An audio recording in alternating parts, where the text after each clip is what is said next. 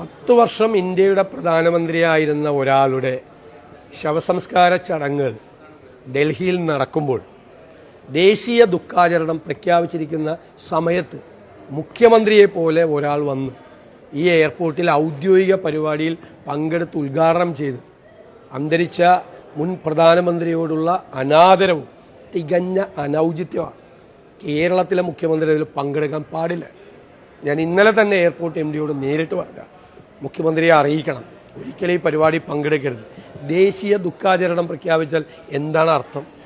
10 കൊല്ലം ഇന്ത്യയുടെ പ്രധാനമന്ത്രിയായിരുന്ന ഒരാളുടെ ശവസംസ്കാര ചടങ്ങുകൾ നടക്കുമ്പോൾ ഇവിടെ അതേ സമയത്ത് ഔദ്യോഗിക ചടങ്ങുകൾ നടത്താൻ മുഖ്യമന്ത്രി കാണിച്ച അനൗചിത്യം, ഒരു മുൻ പ്രധാനമന്ത്രിയോടുള്ള അനാദരം, അത് ശക്തമായ പ്രതിഷേധം രേഖപ്പെടുത്താൻ ഞങ്ങളാരും ആ ചടങ്ങിൽ പങ്കെടുത്തില്ല. ഞാൻ കൂടി പരിപാടിയിലെ ക്ഷണിതാവാണ്.